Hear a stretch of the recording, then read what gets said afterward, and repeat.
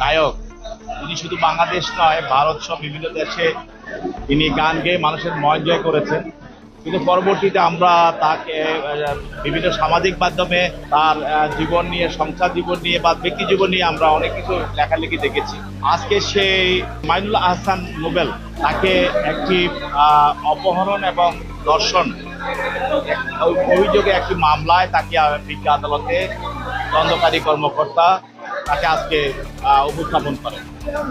এই মামলাটার বাদীনি তিনি হলেন ইসরাত জাহান প্রিয়া। তিনি ইডেন কলেজের একজন প্রাক্তন ছাত্রী। তার সঙ্গে তার ফেসবুকে তার পরিচয় হয়। পরিচয় হওয়ার সুবাদে দুজনে দেখা করে এবং পরবর্তীতে 12, 11, 24 তারিখে সে এই বাদিনীকে তার সঙ্গে দেখা করতে বলে।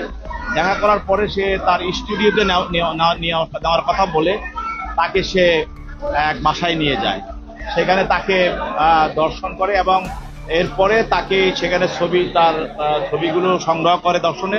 ওই ছবি দেখিয়ে তার সঙ্গে সে দীর্ঘদিন তার সঙ্গে সম্পর্ক রাখে এবং এই রাখার পরিপ্রেক্ষিতে গত 19/5/25 তারিখে সে তাকে তার ভাড়া বাসায় নিয়ে যায়।